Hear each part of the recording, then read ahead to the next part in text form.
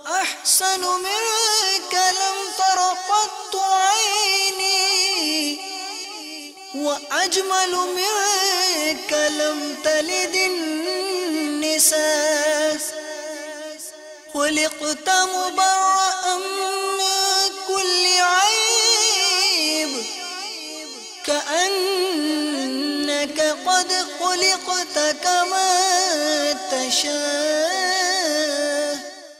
الحمد لله رب العالمين والصلاة والسلام على سيد المرسلين أما بعد فأعوذ بالله من الشيطان الرجيم بسم الله الرحمن الرحيم الصلاة والسلام عليك يا رسول الله وعلى آلك وأصحابك يا حبيب الله الصلاة والسلام عليك يا نبي الله وعلى آلك وأصحابك يا نور الله.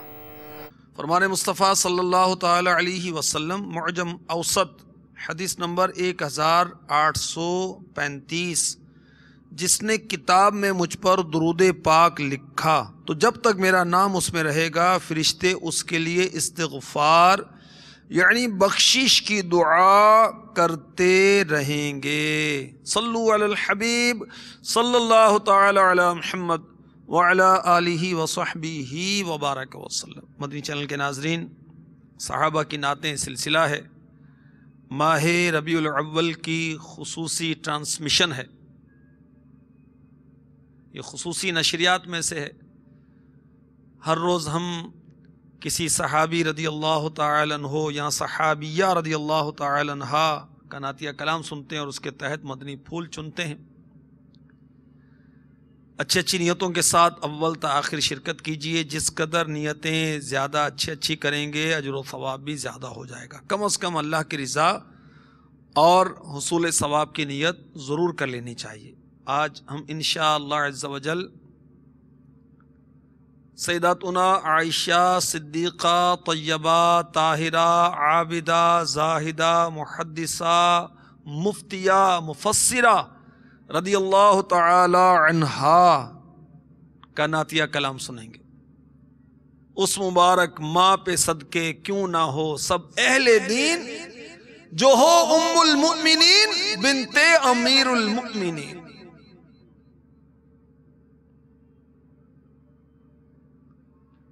کیا مبارک نام ہے، کیسا پیارا ہے لقب، عائشہ محبوبہ محبوب رب العالمین. آپ میرے آقا علیہ الصلوۃ والسلام کی وہ زوجہ محترمہ ہیں کہ ان کے سوا کسی کنواری عورت سے میرے آقا علیہ الصلوۃ والسلام نے نکاح نہیں فرمایا. ان کے والد ہیں صدیق اکبر رضی اللہ تعالی عنہ خلیفہ اول. ان کی والدہ ہیں ام رومان اور سیدہ عائشہ صدیقہ رضی اللہ تعالی عنہا کے والدین دونوں مہاجر. ان کی شان میں سورہ نور میں 18 آیتیں نازل ہوئیں اور ان کی پاک دامنی کی گواہی آئی. 3 دفعہ سیدہ عائشہ صدیقہ رضی اللہ تعالی عنہا کو قبل از نکاح میرے آقا علیہ الصلوۃ والسلام کو دکھایا گیا. ان کے لحاف میں میرے آقا علیہ الصلوۃ والسلام پر وحی خدا نازل ہوتی تھی. ان کی گود میں میرے آقا علیہ الصلوۃ والسلام کا سر اقدس تھا جب میرے آقا علیہ الصلوۃ والسلام نے دنیا سے پردہ فرمایا.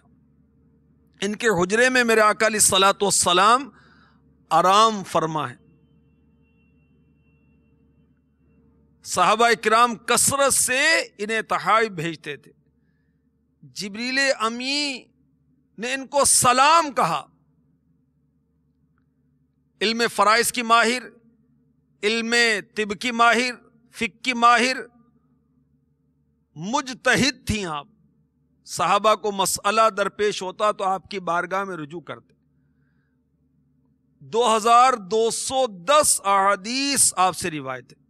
میرے آقا علیہ الصلوۃ والسلام نے ان کی تربیت فرمائی. میرے آقا علیہ الصلوۃ والسلام کی خدمت کرتی، بہت فصیح تھی. 17 رمضان کو منگل کی رات 57 یا 58 سن ہجری میں مدینہ منورہ میں آپ نے دنیا سے پردہ فرمایا۔ حضرت ابو ہریرہ رضی اللہ تعالی عنہ نے نماز جنازہ پڑھائی۔ وصیت کے مطابق جنت البقیع میں دیگر ازواج مطہرات کے پہلو میں ان کو سپرد خاک کیا گیا۔ فیضان عائشہ صدیقہ مکتبۃ المدینہ کی بہت عظیم کتاب ہے، اس کو اسلامی بھائی بھی پڑھیں، اپنی امی کی سیرت تو پڑھنی ہوتی ہے نا، اور اسلامی بہنیں بھی پڑھیں۔ اس میں آپ کی علمی شان و شوکت، آپ کے فرامین، ذوق عبادت، سخاوت، زہد و قناعت، آپ کی نصیحتیں، آپ کی انفرادیت، آپ کی نیکی کی دعوت، امور خانہ داری، آقا سے باتیں پوچھنا، آپ کا تفسیر کرنا، آپ کا اثار کرنا، آپ کا عشق رسول، آپ کا فرامین مصطفیٰ پر عمل پیرا ہونا، آپ کی فصاحت بطور محدثہ اور مفتیہ آپ کے بارے میں لکھا ہے، اور آپ کی گریہ و زاری، تواضع انکساری، بہت سے مدنی پھول ہیں۔ پیارے آقا علیہ الصلوۃ والسلام کی شان میں آپ نے کتنے عشق بھرے اشعار کہے، سبحان اللہ، سنیے، ایمان تازہ کیجئے۔ لوامی زلیخا لو رائینا جبینتن لأثرن بالقطع القلوب علی الیدی۔ اگر زلیخا کو ملامت کرنے والی عورتیں میرے محبوب صلی اللہ علیہ وسلم کی جبین انور، روشن پیشانی دیکھ لیتی تو کیا ہوتا؟ ہاتھوں کے بجائے اپنے دل کاٹنے کو ترجیح دیتی۔ فلو سمعوا فی مصر اوصاف خدہ لما بذلوا فی صوم یوسف من نقدی۔ پس اگر آپ یعنی پیارے آقا علیہ الصلوۃ والسلام کے رخسار مبارک کے اوصاف مصر والے سن لیتے تو حضرت سیدنا یوسف علیہ السلام کی قیمت لگانے میں سونا چاندی نہ بہاتے۔ سبحان اللہ۔ زلیخا کون ہے رضی اللہ تعالی عنہا؟ یہ حضرت سیدنا یوسف علی نبی جینا علیہ الصلوۃ والسلام کی مربیہ، ان کی صحابیہ اور ان کی زوجہ محترمہ ہیں۔ ان کا نکاح حضرت یوسف علیہ السلام سے ہوا۔ اس سے قبل کے واقعات تفاسیر میں پڑھیے، سورہ یوسف میں اس کی تفصیل ہے کہ جب عورتوں نے انہیں ملامت کی کہ تو فلاں پر عاشق ہو گئی ہے، تو حضرت سیداتنا زلیخا نے مصر کی جو اشراف لوگوں کی عورتیں تھیں ان کو جمع کیا، دعوت کی۔ جب حضرت سیدنا یوسف علی نبی جینا علیہ الصلوۃ والسلام آپ ایک نبی کی شان سے تشریف لائے، نہ عمدہ کھانوں کی طرف توجہ کی، نہ ان رئیس عورتوں کی طرف توجہ فرمائی، مگر جب عورتوں کی توجہ ہوئی تو وہ پھل کاٹنے کے بجائے اپنا ہاتھ کاٹ گئیں، انگلیاں کاٹ لیں، مگر ان کو احساس تک نہ ہوا۔ یوسف علیہ السلام کا حسن ایسا تھا۔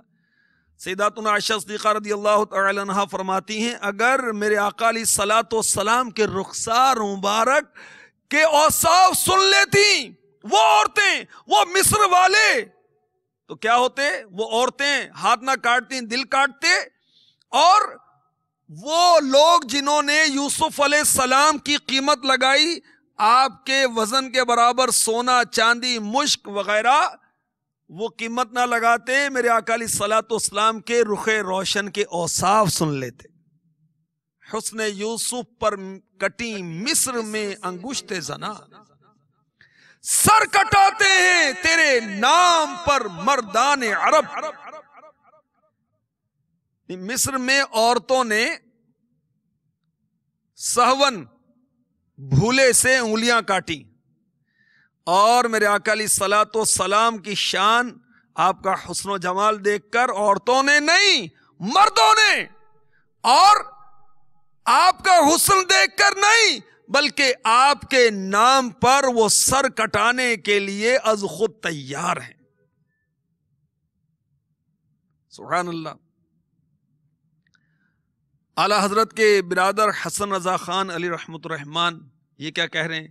یہ فرما رہے ہیں سب سے پہلے حضرت یوسف کا نام پاک لوں، سب سے پہلے حضرت یوسف کا نام پاک لوں، میں گناؤں گر تیرے امیدواران جمال. اے میرے آقا، آپ کے جمال کے امیدواروں کی اگر میں فہرست بناؤں، سب سے اوپر ٹاپ آف دی لسٹ حضرت سیدنا یوسف علی نبی جینا علیہ الصلاۃ والسلام کا نام لکھوں. کیا شان ہے ہمارے آقا علیہ الصلاۃ والسلام کی، سبحان اللہ. سنن کبریٰ حدیث نمبر 15427. ام المؤمنین سیداتنا عائشہ صدیقہ رضی اللہ تعالی عنہ فرماتی ہیں ایک دفعہ میں بیٹھی چرخہ کاٹ رہی تھی. میرے سرتاج صاحب معراج سیاہ افلاک صلی اللہ علیہ وسلم اپنے نعلین شریفین یعنی چپل مبارک سی رہے تھے. آپ کی مبارک پیشانی سے پسینہ بہنا شروع ہوا. آپ کے خوشبودار پسینے سے نور کی شعائیں پھوٹنے لگیں، لائٹیں نکلنے لگیں. اللہ اللہ اللہ. فرماتی میں یہ منظر دیکھ کر حیرت زدہ ہو گئی، نور کے پیکر کی طرف دیکھنے لگی. آپ صلی اللہ علیہ وسلم نے میری طرف دیکھا، فرمایا اے عائشہ تمہیں کیا ہوا، کیوں حیرت میں ہو؟ عرض کی یا رسول اللہ صلی اللہ علیہ وسلم، جمین اقدس آپ کی مبارک پیشانی پسینہ بہا رہی ہے اور اس خوشبودار پسینے سے نور کی شعائیں نکل رہی ہیں، اس لیے میں حیران ہوں. اگر ابو کبیر ہزلی عرب کا مشہور شاعر آپ کو دیکھ لیتا، جان لیتا کہ اس کے شعر کے زیادہ حقدار آپ ہیں.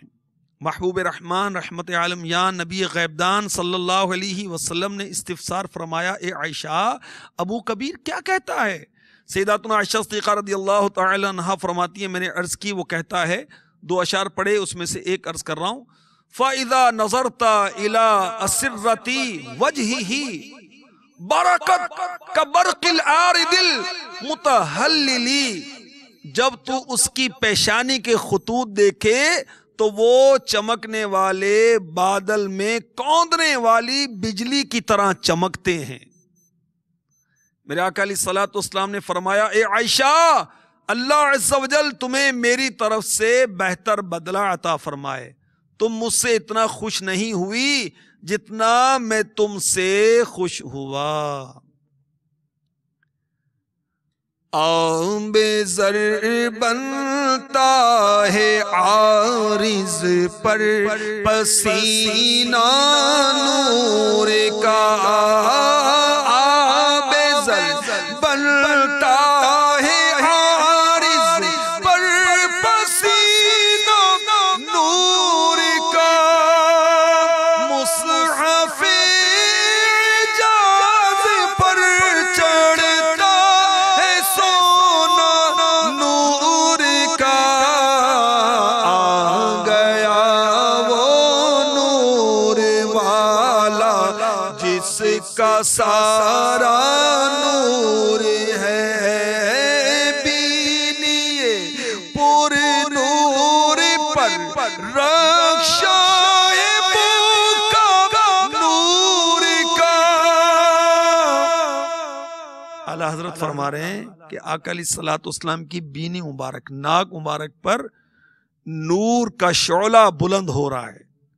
ایسا لگتا ہے کہ ہے لیواء الحمد پر اڑتا پریرا نور کا.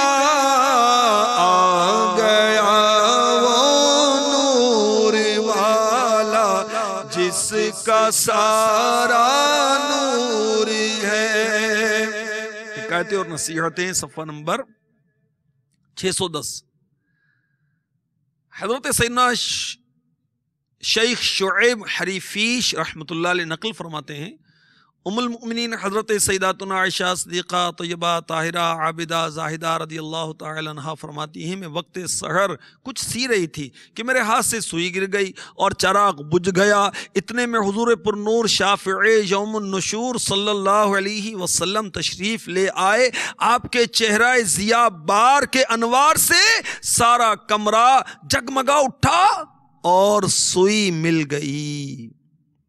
عرض کیا یا رسول اللہ صلی اللہ تعالی علیہ وسلم آپ کا چہرہ انور کتنا روشن ہے؟ ارشاد فرمایا اے عائشہ ہلاکت ہے اس کے لیے جو بروز قیامت مجھے نہ دیکھے گا۔ عرض کی بروز قیامت آپ کی زیارت سے کون محروم رہے گا؟ ارشاد فرمایا بخیل۔ پوچھا یا رسول اللہ صلی اللہ علیہ وسلم بخیل کون ہے؟ ارشاد فرمایا جو میرا نام سن کر مجھ پر درود پاک نہ پڑھے۔ صلو علی الحبیب صلی اللہ تعالی علی محمد وعلی آلہ وصحبہ وبارک وسلم۔ مکھ چن بدر شانی مت چمک دی لاٹ نورانی کالی زلف تے اکھ مستانی مخمور اکھین مد بھریا سبحان اللہ سبحان اللہ سبحان اللہ سبحان اللہ۔